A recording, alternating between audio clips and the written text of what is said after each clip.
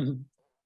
Welcome everyone to our virtual crime authors panel here with the Lincoln Public Library. We'll give everyone just a minute to get in from the waiting room and then we'll get started.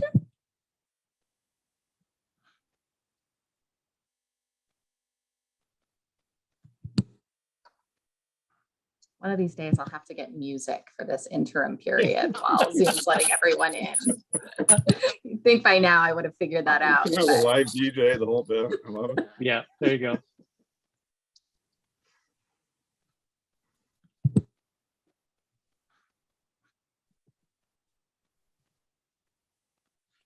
All right, well, it seems like it's slowing down on entering in, so we'll go ahead and get started. For anyone who doesn't know me, my name is Catherine Hunt. I have the great good fortune to be the director of the Lincoln Public Library, and I'm very excited to welcome you to our virtual author event today. I'm just going to hold the mic for a minute just to let you guys do a little bit of housekeeping, let you know what the next hour is going to look like, and then to introduce our amazing authors who have decided to spend their evening with us today. If you've been to one of our virtual author events before, all of this will be very familiar. We're following our standard kind of layout. If this is your first time, welcome. We're so excited that you're joining us. The program will last just about an hour. For the bulk of that, our authors will be talking. James Litwell will be moderating this panel. We will have time at the end for questions. If you do have questions, we ask you to drop them into the Q&A portion or the Q&A section of your Zoom screen, which you can find down at the bottom in that toolbar. Feel free to use the chat if you want to share where you're joining us from today. If you want to give a shout out to maybe if you have a favorite author who's on the panel today. But if you have questions that you do want our authors to come back to and answer, provided we have time, please do use the Q&A. That's where we'll be watching that. If you're joining by phone, we will also have some time at the end to be able to take questions over the phone, but we will do the bulk through that question and answer section. And with that, I think that's all the housekeeping that I have. And with that, I am very excited to welcome four fantastic authors who write lives of crime, though I don't think they live them, but who knows, we might find out. With us today, we do have Marlie Wasserman, who is a historical crime fiction writer, and her debut novel, Murderess Must Die, tells a fascinating story of Martha Place, the first woman to die in the electric chair. We also have with us DonnaRae Menard, who we don't have on video, but we do have audio, so we can still get all of her great answers to questions and her discussion. And she is the author of Murder in the Meadow, which takes place in 1974 and involves her protagonist coming home to find her grandmother dead under mysterious circumstances. We also have with us Mark Leichliter, who is the author of The Other Side, which involves the mysterious disappearance of a 17-year-old from a sleepy Montana town. And finally, moderating for us tonight is James Litwell, who is a dear friend of the Lincoln Public Library, has been with us a few times and is a fantastic author of numerous books, many of which are informed by his experience as a prison warden. And so with that, James, I'm going to hand this over to you. Thanks for joining us tonight, everyone. Thanks, Catherine. Good to be here. Appreciate it. I think we're really looking at a fun panel tonight. We've got anything that the crime fiction reader could ask for. We've got historical, we've got traditional, cozy, we've got procedural and thriller. So there's something here for everyone that is a fan of crime fiction. These authors with me tonight have really written some fantastic books. I've had a chance to kind of look at each of them. And if you pick up any of these, you're not going to be disappointed. We are partnering tonight with Face in a Book. It's an independent bookstore. We do encourage you to patronize your library and independent bookstores when you can. And Face in a Book is helping us tonight. If you see something or hear something that sounds good to you, check it out. Give Face in a Book a call, or you can reach them at their website, getyourfaceinabook.com. So I love the website. It's a great store. They're really very helpful, and they've partnered with us in Lincoln before. So let's get into the meat of it, and let's Okay, well, let's take a dive into the Wayback Machine, and start with Marlie. And it's in historical fiction. You went back into the 1800s and wrote really a fascinating tale, The Murderess Must Die. And it's based on a true story. And I'm interested in, I mean, it's the story of the first woman who died in an electric chair. So you kind of know the outcome. How did you did, and how did you go about keeping that story fresh and really interesting and a page turner as you went through? Yeah, well, that's a great question, Jim, and it's a question that I'm asked a lot because in most murder mysteries, the whole goal is who is the killer. And in this case, we kind of know, I try and introduce a little doubt. Did Martha Place really commit the murder? But for the most part, we know that she did. So the way I like to think about it is I created mystery, not so much around the crime itself, but around the motivation for the crime. Even these days we think, oh, how could so-and-so have done such and such? We're sort of puzzled by it, but we know a little bit about psychology. There are interviews with neighbors and interviews with criminals. So we begin to form a sense of what might have motivated someone to commit a crime. In this case, with Martha Place, it appeared to be totally out of the blue. She was became a middle-class woman. She was native born at a time when most people assumed that it was an immigrant who committed a crime. And she hadn't really committed she had no priors, as we would say today. So the gist of the book is really going back, beginning with her childhood, her two marriages, and trying to figure out what could have led someone. And she's not a very likable character. I mean, most people who read it have some, they have to force themselves to connect with her. But why did she do it? And that's really what I was all about here. So after you've done all your research, did she do it? So I think she did do it, but I also think she had a very unfair trial. This was a woman convicted by a jury of all men. Well, the judge was a man. Her 7 lawyers were all men. The 2 psychologists who examined her were men, and most famously, the jury. Well, also her executioner was a man. So there were really almost no female characters in her story as told by the newspapers. One of the things I do in the book is try and look at some of the women who were part of her limited circle, women who might not have been covered, and that those people are sort of part of my imagination. For example, Sing Sing had to hire women wardens, a day warden and a night warden. We know their names, but we don't know what the experience was. And those women would not have been trained because they never took care of a woman criminal on death row before. So yes, I think that she did it, but I think that today she would have had she would have been charged differently, and she would not have been executed. Sad tale. Yeah, thank you very much. Let's step back into the Wayback Machine and set the time up a little bit. Sorry for the dogs in the background. DonnaRae, you wrote a book that's set in the 1970s, and a lot of people say if you can remember the 70s, you really didn't live them. So what was it about 1970s that you chose to set your story in? Well, I did live it, and it was a period of time that I enjoyed life, and it was much different than what's happening now. And one of the big things for me is with the recent events, I spent a lot more time with my grandchildren because I was their home teacher. And I learned that every other sentence out of their mouth is just Google it. and decided that I wanted to write at a time where you had to use your gray matter to figure something out, and you had to work a little bit harder at it.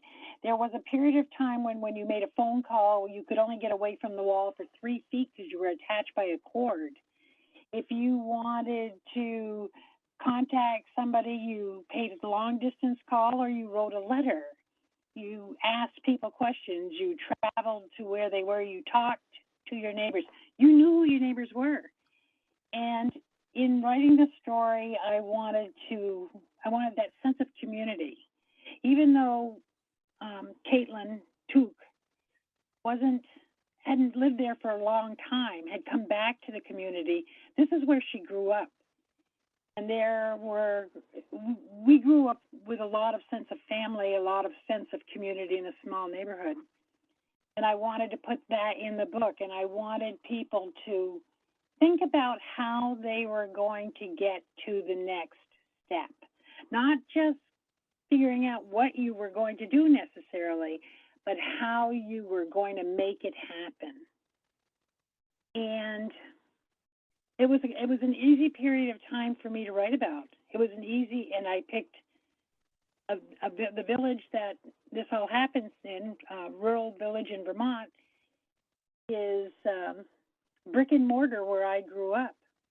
As a matter of fact, people still look, I get emails very often from people who are saying, and remember when this happened? Mm-hmm. So that's pretty scary. There are things I don't want to tell you that happened in the 70s in that village, okay? But that's pretty basically why I selected that time period. Great, thank you. Let's move on to more contemporary issues with Mark. Mark, you set your story, it's a procedural, in kind of a rural Montana setting at the other side. It really struck me when I read it. You kind of capture that small town life and small town politics in a police department and in the community where everybody knows everybody's business. And you really lay out a compelling tale here. How did you go about designing that kind of a story in that environment? Well, thanks, Jim. And thanks to my co-panelists. Love our discussions, and thanks to Lincoln Library for hosting us and all of you joining us. Yeah, this is a story set in rural Montana, as Jim suggested, in Northwest Montana, in what's called Flathead County, which is a real place, and kind of the center point of that county is Flathead Lake, which is the largest freshwater lake west of the Mississippi. It is a rural place. It's a huge place to try to police. Like a lot of the parts of the West, these are incredibly large counties with very small police forces and even smaller investigative forces. And they're kind of comprised of something similar to where DonnaRae lives. It's a lot of small villages in a lot of ways. And a lot of them don't have police forces. So it makes for an intriguing place to set a crime, because a lot of the demands placed on investigators are kind of exaggerated in a lot of ways. And as Jim suggested, it is a place where everybody kind of knows everybody, everybody is in everybody else's business. And that's true and not true at the same time. It's also a place that's an absolute haven for tourists. We're about 50 miles south of Glacier National Park. The lake is a huge draw. Like a lot of places I've lived in the Mountain West, and it's interesting. Three of us were talking before the panel started about this now homicide that was started as a missing persons case that's been so widely in the news media with Gabby Petito. Sadly, her body's been discovered, and it was discovered in Grand Teton National Park, which is old stomping grounds for me. I used to live in Jackson, Wyoming prior to moving to Montana. And there's similar places, vast in scope, vast in natural scale, small in policing, and inundated by a constant flow of essentially strangers for major parts of the year. Jackson's a great example of where a population literally will grow about tenfold for about 4 months over the summer. So this is kind of the whole backdrop that's very parallel to where this case is set in Montana as well. We have a lot of the same kinds of dynamics at work. And, you know, it creates some really interesting tensions that I try to play with in this book too, kind of between those that are summer dwellers, those that are pure visitors, and those that are year-round residents. And each of them kind of has a different experience with the place. And where they cross over, while usually fairly polite, is very real in terms of some of the concerns that each shares about the other. And so this crime tries to enter that space in a lot of ways as well, because it's kind of rich material, and it's very much in keeping with the place, which is very a strong desire on my part, is to convey the actual nature of the place. And I came to it as a place about the same time I started writing this book. So I kind of learned the place in large part through writing the book and reaching out to community, and reaching out to police force members, et cetera, of the local sheriff's department. Thank you. I know that, you know, I write from my experience. You know, I've worked in the prison system here in California for 29 years. I saw a lot of that kind of environment. So, but Mark, you don't have a police background, but you pulled off a really well done procedural. How did you go about getting that feel for a book like that? Well, it means a lot to me to hear you say that, Jim, because you do come from a law enforcement background. And yeah, I mean, a lot of it is just diligence and research, and it's putting boots on the ground kind of research too. You know, DonnaRae just talked about Googling everything. Well, there is a bit of that for sure, and a whole lot of reading. We are also lamenting the stacks of books we all have, and my stacks grow according to whatever I'm researching at the moment. But a lot of it is quite literally boots on the ground, talking to those that work in this local sheriff's department, sitting with them and hearing about their procedures and hearing about their approaches to cases, and talking about, you know, famous cases that they were participants in the past, and those kinds of things. And, you know, and whatever the subject we take on, and all four of us tackle a pretty wide diversity of fictional subjects. And you heard the depth of Marlie's experience of kind of living, you know, in this century with Martha Place. And I know she's doing it again with a new book now. It's, you know, kind of baptism by immersion in that way. I think at the root of it, for me, Jim, is simply wanting to get it right, and then being willing, you know, to do the hard work of trying to get there. And then also trying to recognize, and I think this is a universal about fiction, is that you do your best to get the facts right, and you don't allow yourself not to get the emotions right. That you really have to enter into the experience of the person, as well as, you know, the facts of their lives. And hopefully through doing that and trying to, you know, have an approach and a belief and an attitude that honors people, whatever side of the investigation they might be on. Hopefully you pull off something that feels human and feels real, and that's informed by something. Great, thank you, Mark. Can you talk a little, Jim, about how you have applied your background into some of the books that you read? Yeah, I mean, the most recent one was Black Label. Black Label just came out, you know, a few weeks ago, and Black Label it's kind of a little bit of a departure for me, because it's not a strict procedural that I've written before, but it's more of a psychological thriller. But it involves some of those criminal elements, you know, prison gang activity and that kind of stuff that brings into the book. Black Label is basically a story about Jillian Cooper, a pharmaceutical executive who wakes up in a strange apartment, doesn't know how she got there, and the last 48 hours are just a blank spot in her memory.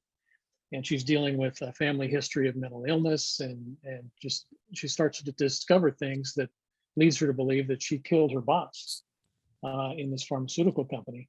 And she has to kind of unwind that and figure out what happened in this last end. Is she a murderer, or is she being, you know, framed for something? But I used my background, especially on the the criminal activity side of the story. There is some police involvement, but it's not strictly a procedural.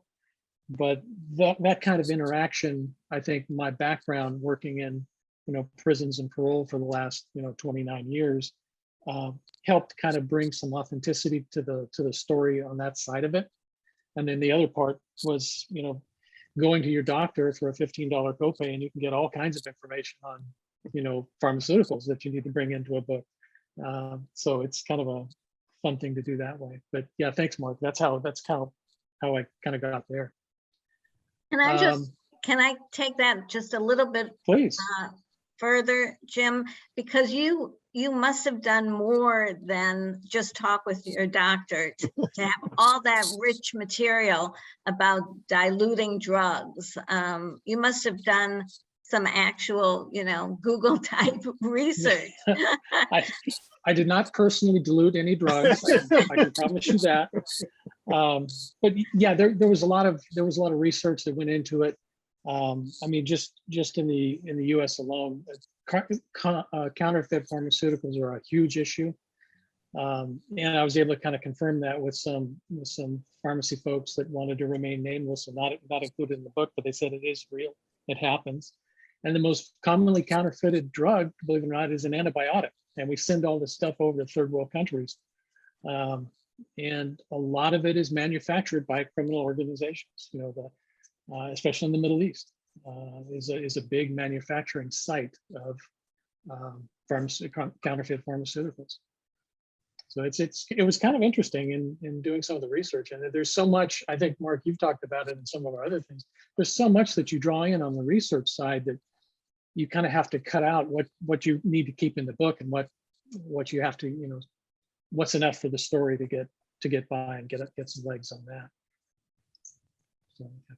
Thanks, Marlie. Marlie, well, since you're there, you chose a historical, and it was a really unique period in time, and that was a standalone. So how do you go about choosing what historical event you're going to tackle next? I mean, how do you do that?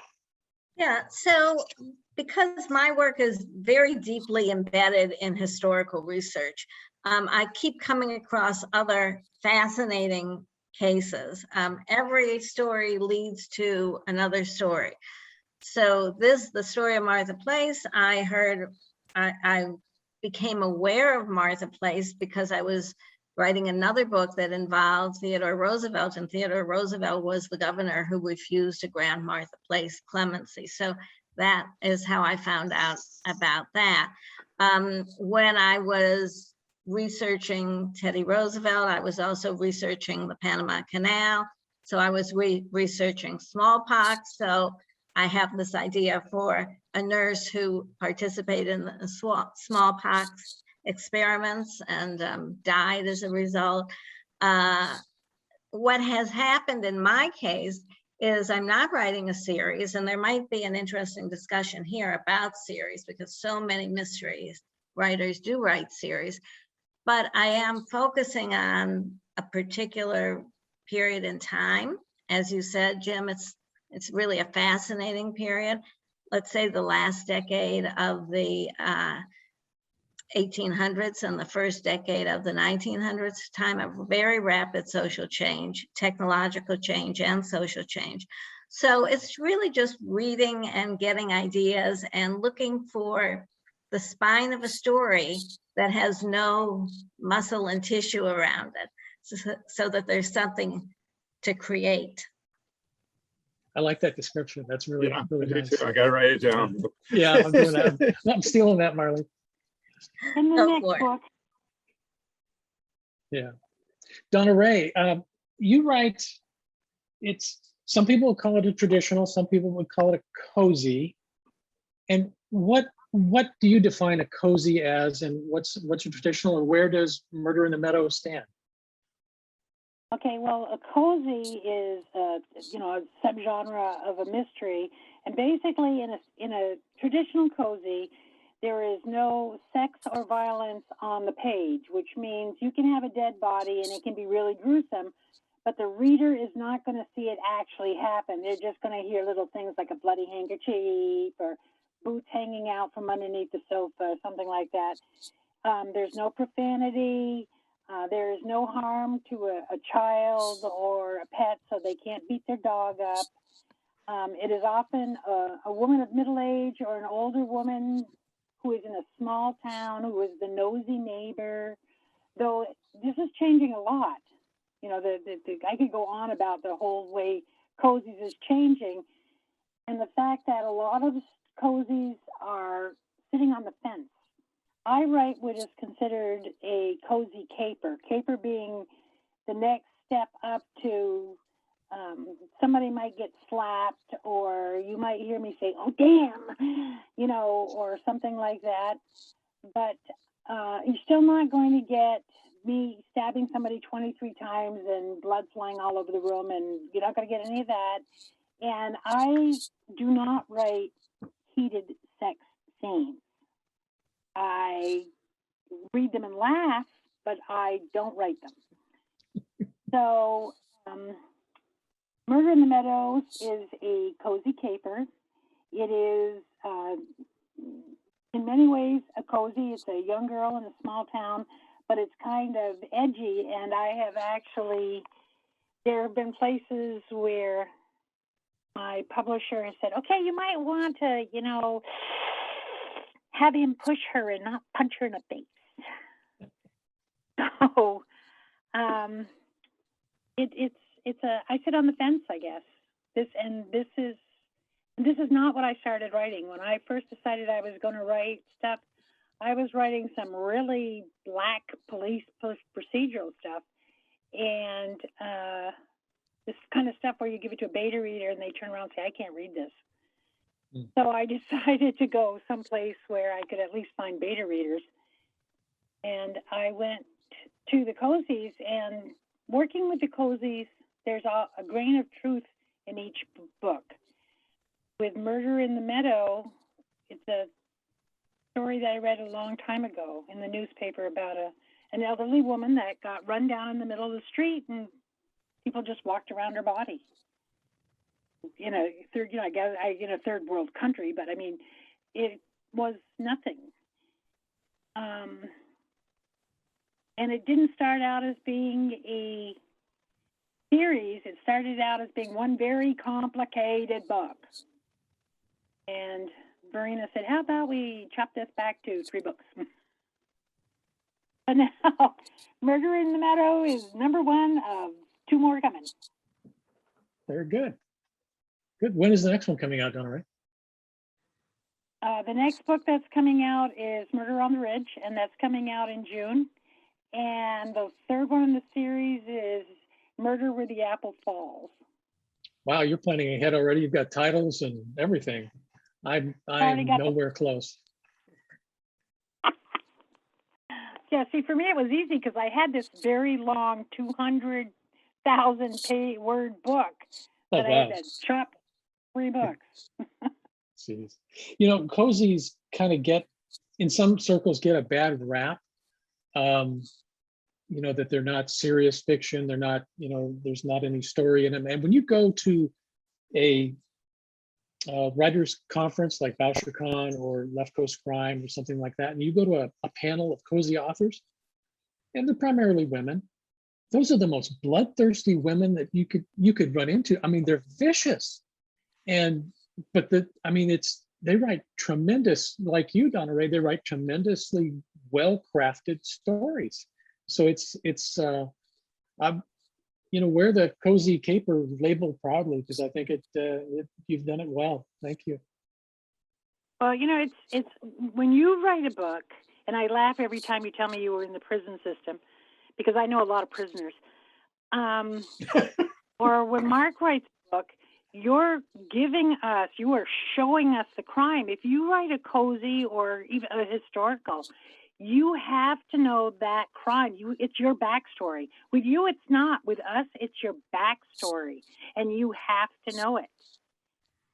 I have to know that backstory if I'm going to put this modified version down in front of you and not have you, you know, tear the pages in little bits and flush them down the toilet. The story has to be there. Right? That's true. Don't laugh That's at true. me. No, we're not laughing, but I am concerned that you know a lot of people from prison. We'll Right. talk about that, somewhere else, but I'm a little concerned. Now, We'll have jumping that back over to- conversation over drinks at a conference sometime. Definitely. I do miss that. Now, Mark, this is, I just lost an ear. First foray into police procedural thrillers, but you've written, you're a very prolific author. You write literary fiction, you ghostwrite. How did you come to this juncture and taken an exit to do a police procedural? And I want to turn the question on you when I'm done, Jim, because I'm curious about your turn to a thriller with this book too. Even though they're quite different genres and they have different needs, and some of those needs are like, this is a book where pacing is vital, where you dole out information at the right time, in the right way, in the right pace, really matters. But fiction is fiction in the end. And for me, fiction always kind of is initiated in character. And so this book, a lot of its spirit starts both in the character of the teenage girl that starts this book with a disappearance, and ultimately in the two investigators that try to find the truth of what's happened to her. And so in that regard, pretty much everything I write has similar sorts of origins. This book quite specifically, though, was also really for me deeply rooted in place. This is actually the first book I've ever written where I'm physically living inside the setting of the book, in as much as that I'm actually living in the geography. Typically, I've tried to make sense of a place in writing after I've left it, and use that distance to help make more sense of it. But I think for this book, it was largely about coming to know the place, exploring the place in real depth in all of its facets, in the natural world, the village communities of people that inhabit it, the nature of lifestyle, of how people earn livings here. And it also was then connected for me with coming quickly, I've lived in Mountain West places all my life. So there was a lot of similarities and a few differences. And I'm well aware of some of the particular changing pressures that the Mountain West faces, because I've lived through it in a number of places. As people often go seeking more desirable locales. We're seeing it again in the middle of this pandemic. The county I live in, despite being really policed by a tiny force, has potentially grown. It looks like if the facts and figures are right, in the last about 18 months, it's grown by almost 20%. Wow. And most of it's remote workers that either are folks that can retire, or remote workers that can say, my job's portable. I just need a computer and a way to get online. And that's another kind of element that we've seen a lot in the Mountain West, of where communities change really rapidly. And so that fascinates me. And so some of those kinds of, I guess, literary pretensions, right, are always present in my mind. And so this is a very suspenseful story that I tell. But it's informed by those pretensions in a lot of ways too. So the source for me is not radically different. The treatment's quite different, but there's a lot in common. And I do want to turn it on you, Jim, because you've been doing procedurals for a long time, and we're really in the heart of thriller with Black Label. So I'm curious, was that a conscious choice? Was that what the material supported and the material led you there, or how'd you get there? Thanks. Appreciate that, Mark. Yeah, it is a departure from the procedurals that I've written before this.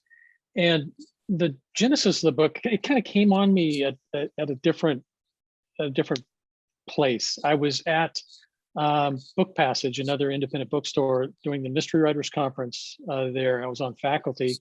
And we were talking about character motivation, fairly, generic kind of thing. But it started to be this theme throughout the class about one of the things that motivated characters was fear. And that kind of just stuck with me. So that night I went back to the hotel room and started writing about a character, and fear. And with Jillian Cooper in Black Label, that fear was, I think central to her story. She loses herself, she loses control, she loses her past, and she's in fear of what she actually did, or maybe she did. So those kinds of things, I think, really kind of resonated with me, and I just kind of I put that away for probably about a year before I picked it back up again. But one of the things that I wanted to do differently is I wanted to step back from the procedurals just for a minute and take a look at that. We had a lot of stuff going on socially. The social justice movement and those kind of things were going on for the last couple of years. And I wondered really where the police procedural was going to fit when all of this social element kind of, sorted itself out. And I think that the police procedural won't be the same as it was maybe 5-10 years ago. I know that's true in what I'm writing now. I'm writing another procedural series, and there's a social justice, social element kind of threaded through the book. It's still a procedural, but it kind of takes that theme or that vein and helps it do that. So that's kind of why I chose to do it a little bit differently this time.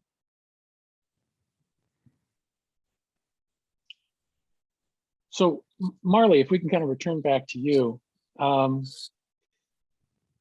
Murderess Must Die talks about, Martha's kind of her story, her journey. And there was a lot of trauma involved in her life that, ended up where it did. How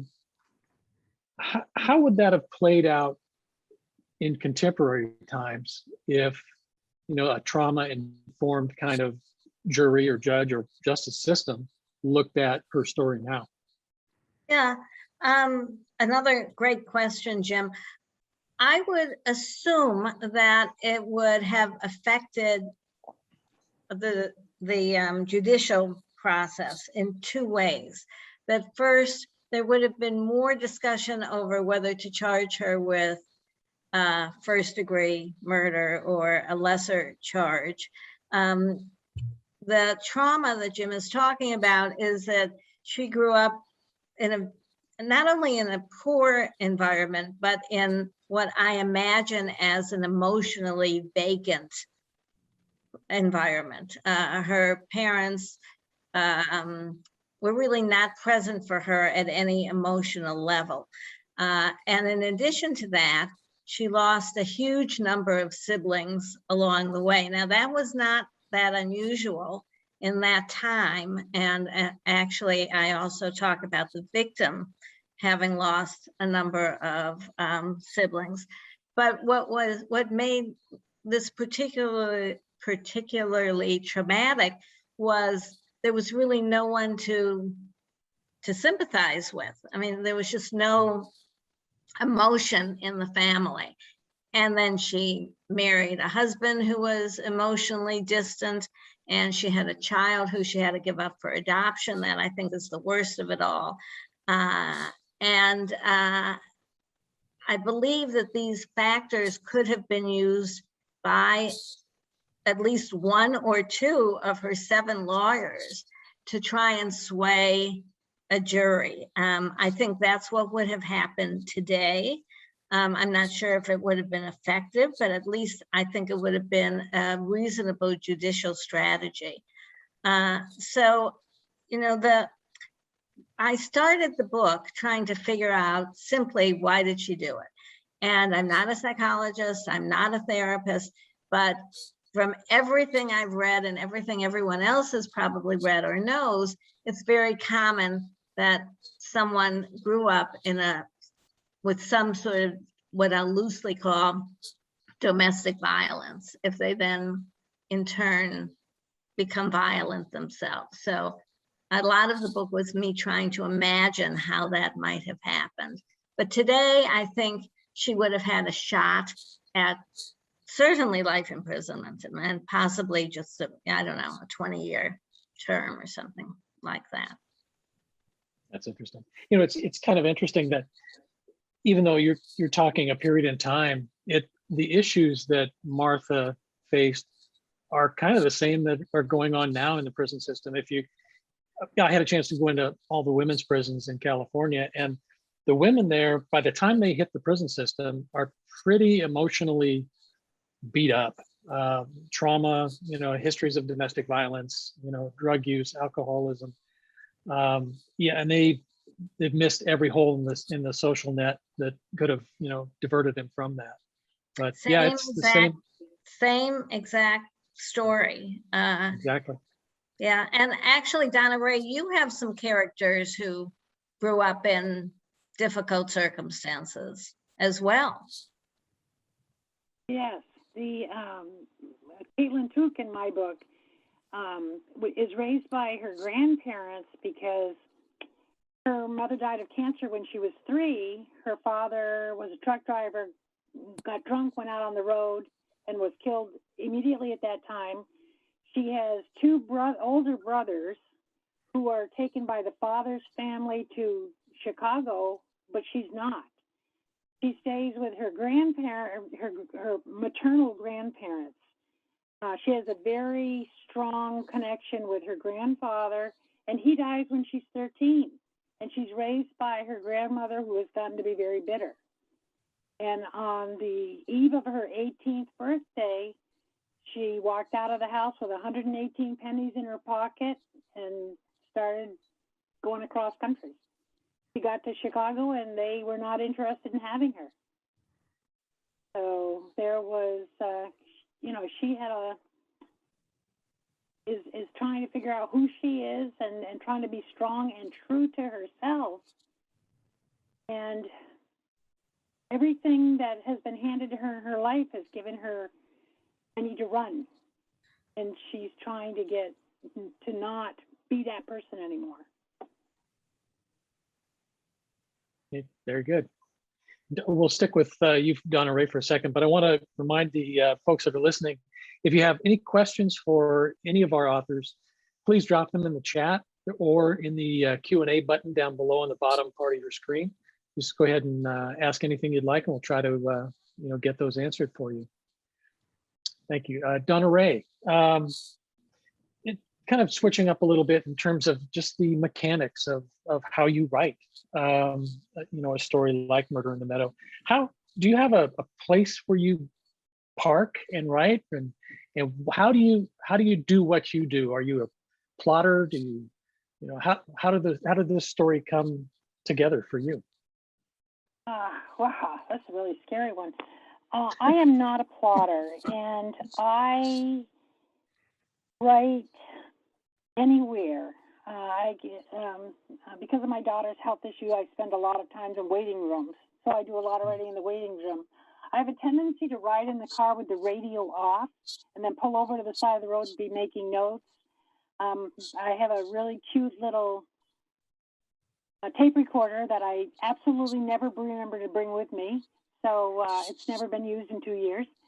I get up in the middle of the night and I write sometimes, and I don't write in a straight line. I've been to a lot of lectures where people say, well, you know, you start with once upon a time and you get to and happily ever after.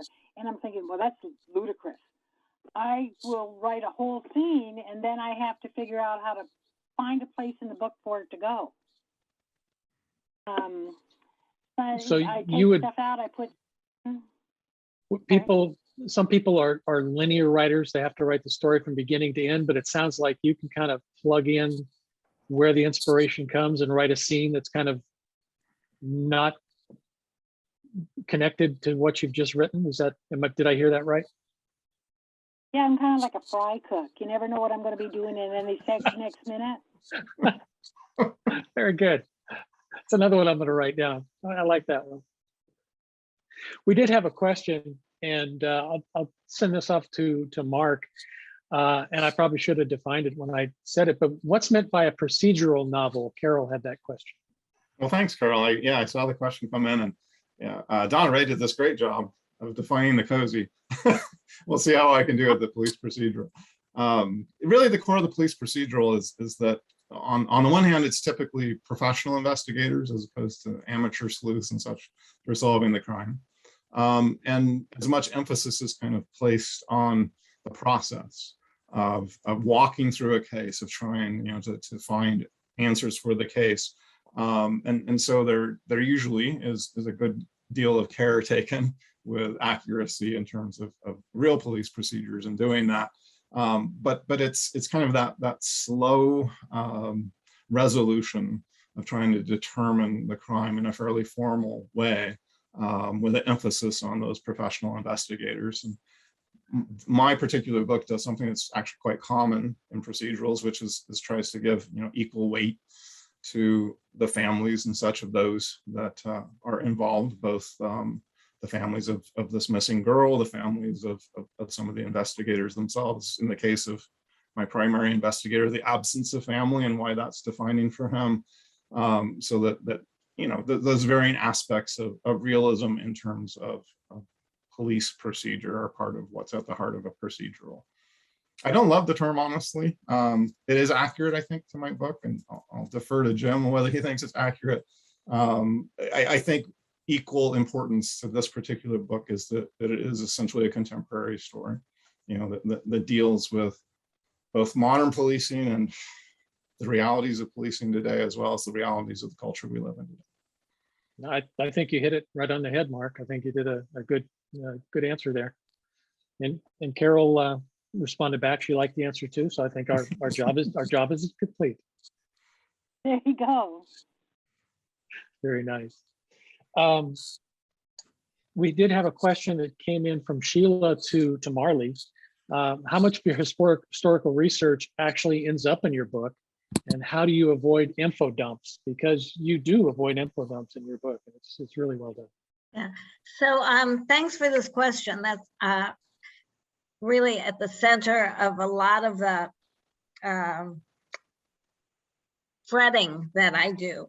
And I don't think it's your question is particularly valid for someone writing a historical novel or historical crime fiction, but it also probably applies to the other people on the panel, because everyone is doing some level of research and then trying to figure out what to retain.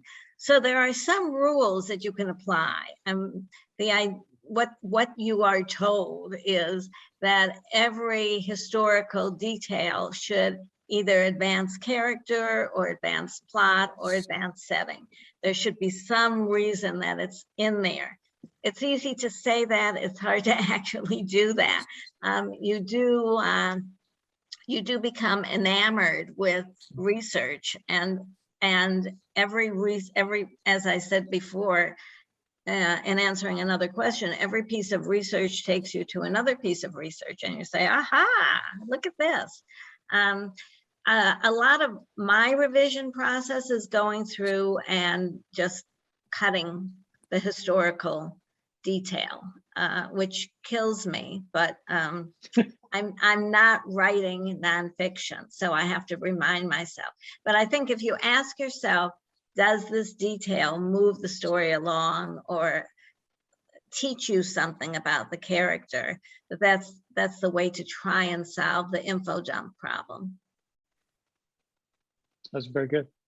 We had a question come up that I think I know I can answer it. I'd like Mark to take a shot at it too. The question is, it's from an anonymous attendee. Do you ever look back at your first published work and say to yourself, what was I thinking? Or why didn't my editor tell me, yeah, it's painfully true. Mark, you want to take a shot at that? Yeah, honestly, and yeah, I really do believe that all of writing it's a process of growth.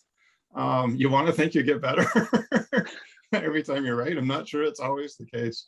Absolutely. I look back at my first published book. I was actually teaching a course last night that made me pull out that book for the first time in a long, long time.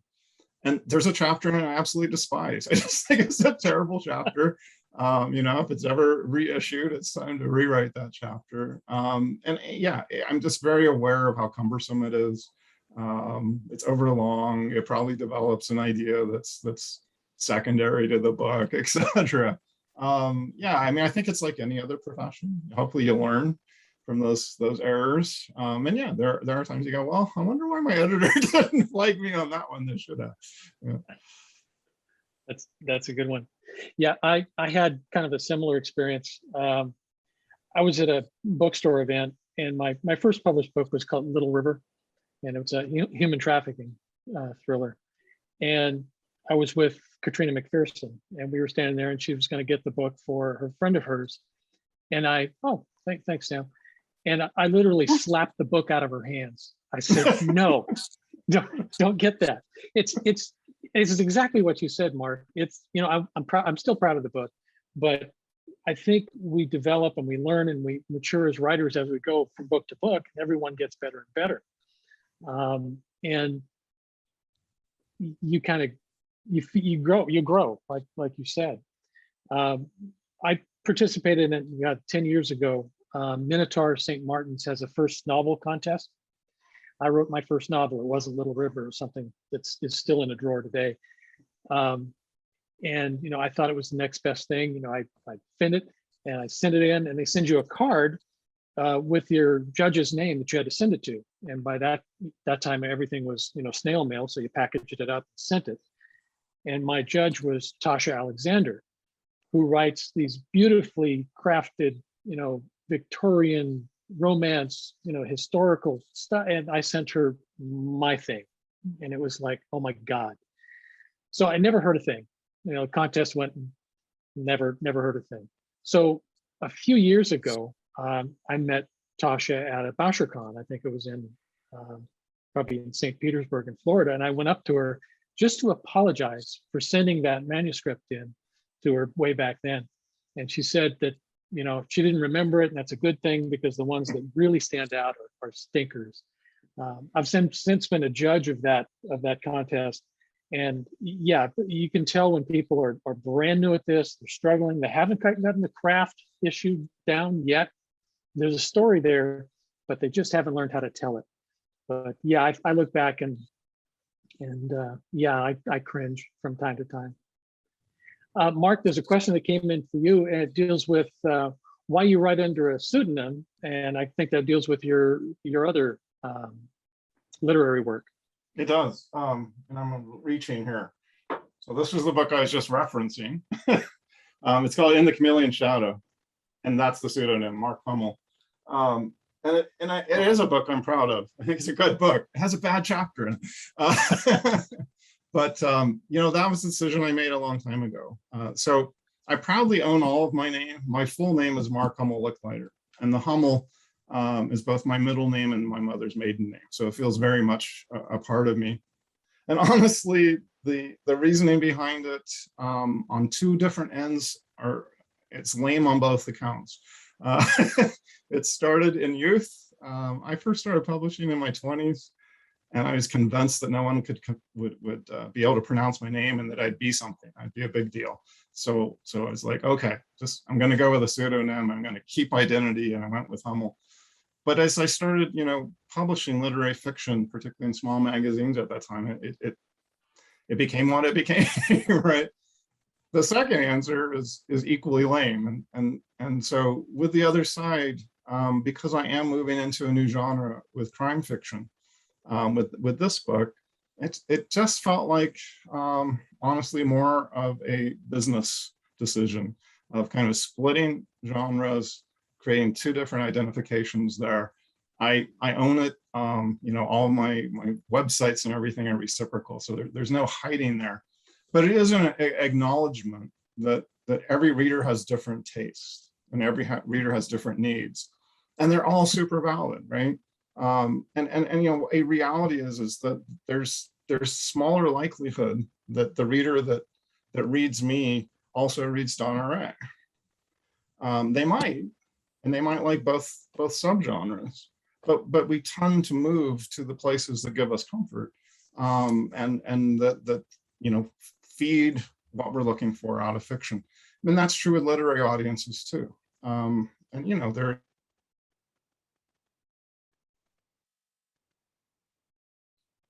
Mark froze there for a we lost second, Mark. so I'm assuming we're coming back to him here. There is some Um, truth underneath it. There you go. But yeah, we lost you there for just a second. There was a question that came in about how did you connect with your agent and or your publisher? DonnaRae, why don't we start with you on that question? I think that I sent out 400 requests to agents and received 6 answers, and they were all no. And I was at, oh, you stop laughing at me. I'm not laughing at you. I'm laughing with you, believe me. I was at, 2 years ago, I was at Pine Bake in Dedham, Massachusetts. And my earliest memory is my grandmother telling me I didn't have to talk to everybody on the city bus. And I was telling one of my pig stories to this tall gentleman who couldn't get away from me, and his name was Bruce Robert Coffin. And he said, oh, I want you to tell this story to somebody else. And he took me over and introduced me to Harriet Sackler. I had no idea who either one of these people were. And she, when we were talking about it, she said, you should put this in a book. And I said, oh, it is a book. And I started telling her about my books. And one of the deals with Murder in the Meadow is that this young girl wants to sell this farm, take the money, go to Hawaii and party until she pukes or the money is gone, either one. And she can't because the grandmother left her responsible for 17 cats that are living in the house. And she said, oh, I need to introduce you to somebody I know who likes cats. And she introduced me to Verena Rose, who is her partner at Level Best Books. And I got a contract.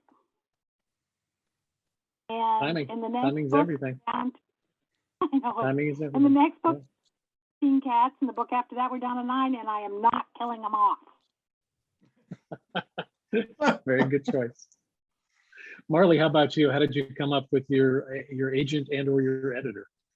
Well, my story is pretty similar actually to DonnaRae's. Let me just say, before I launch into a brief version of it, let me say that it's extremely difficult to find an agent. And I think a lot of people who are not in the business don't realize that agents are in this to make money. They get X% of your royalties, and they're not going to work on your behalf unless that's going to add up to be enough to justify the time that they spend. So, it's a business like any other business. I also tried a number of agents, had a number of deafening silences in response. Along the way, I learned that there is a very small number, and I mean small, of publishers that you can approach directly without an agent. And the publisher that the 4 of us have published our books with, these particular books, Level Best Books, is one of those agents. So I simply sent in my manuscript, and the same woman that DonnaRae has just singled out for praise, Verena Rose, sent me a contract 2 months later. Now, 2 months is record time. I mean, that's like the speed of light in the submission world. So I do not have an agent, not so far. And I just got very fortunate that I matched with someone who was interested in what I did. But there are all sorts of resources. I think probably Mark and Jim can add to this list, resources on what agents are interested in what kinds of books. And we've used the word research here many times, but anyone seeking to publish really is well advised to do some of that research. Very true. That's key. And Mark, what about you? How did you either find an agent or editor in this case?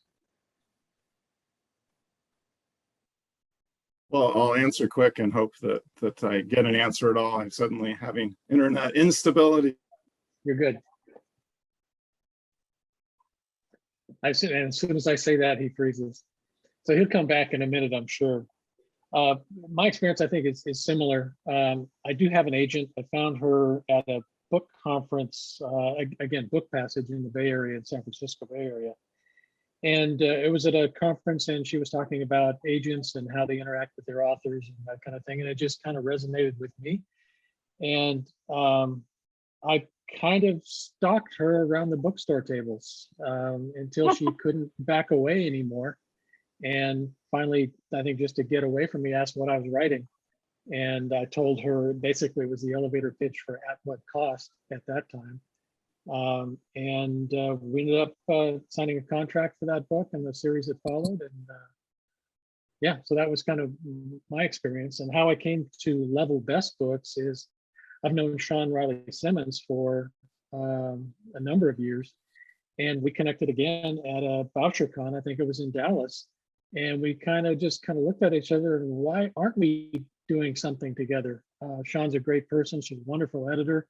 She's an author of her own merit. And it's just a good match. I'm enjoying the experience working with her and with Level Best. Mark, are you back with us? Well, maybe. No promises. I'm getting knocked around here. I don't know why. Yeah, I'll keep it brief because I don't know how long I'll last. Yeah, I think one of the emphasis areas for everyone has been how difficult the process is, and it's a pretty ruthless world in the world of publishing, and I've been down almost every road of it. Ultimately, the irony for me is this book was represented by an agent in 2000 and late 2018, I believe, and just wasn't getting any traction with the editors he was sending it to. And I was a little uncertain about, it was a new agent to me, and I've been looking for a long time. It's a little uncertain about his submission process, knew some other people in the industry. Despite really vetting him, once I actually saw what he was submitting, it just didn't feel like he was necessarily working in the best interest of the book. So, we gave that some time. We eventually parted ways.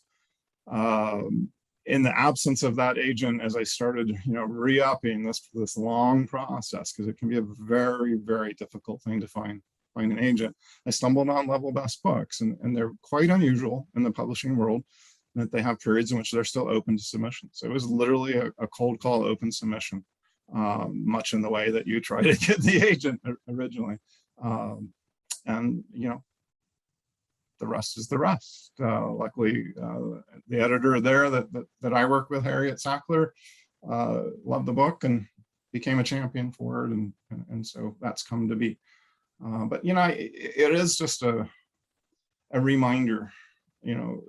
It's an oddity about the publishing industry. It's extraordinarily cutthroat from the standpoint it's so hard to get in the door. It's so hard, and you hear stories again and again of those who have complex processes, but it's the kindest industry in the world among writers and editors and others. And I think that surprises people that it is very supportive. The author community is very supportive of one another, and it's not a real competition-based, relationship that you think it would be. I've heard that from a lot of folks, and it surprises people on the outside that we're not allowed to, push everybody else's books off the shelf and only show, yours. It's especially from my background, coming from, prison, like DonnaRae's friends. It's a nice environment to be in. I'm having a good time. I think we have one more question. And since DonnaRae, you lit up there, we'll let you take it first here. How often do you let new book ideas creep into your writing, and how do you keep it on track? It's a good question. Well, I'm usually writing at least 3 books at one time. I don't have the only time I have a problem with it is if I'm working along for a couple of hours and all of a sudden I come to a hard stop. I can't move over to something else. I have to, you know, go and do dishes or clean the cat box or do something else so that my brain function changes, but I can't just shut one down and open the other one right away. And I actually write in multiple genres. I have a fantasy that's coming out in December, and it sort of happens to me when I'm hoping to fall asleep and I'm not.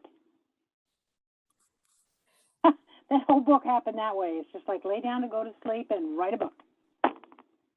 I hear you there. How about you, Marlie? How do you keep track of your ideas and keep things from creeping in on what you're currently working on? I find writing so hard that there isn't that much that creeps in. I mean, I'm always, the people who are listening, you've heard us talking about pacing, characterization, motivation. I could go on and on. You know, we're trying to do a lot all at once, weave it all together. So I'm usually really focused on problem solving on the particular manuscript I'm working on. But I do have a page on my computer, a document called New Ideas. And when something pops up, if I write it down, then I can just put it aside. You know, it leaves my brain and I can go back to what I'm doing. I think it's really important to segment that out or you'll never get through the tough part. True.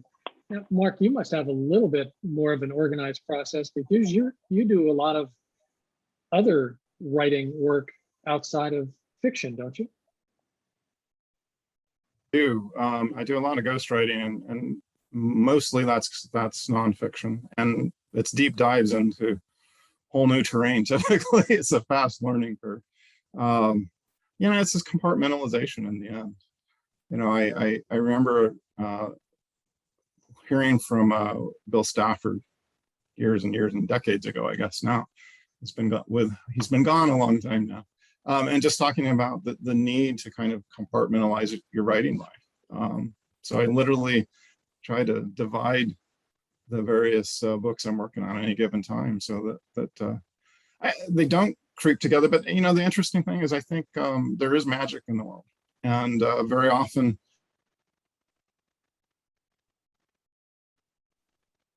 we kind of lost him a little bit.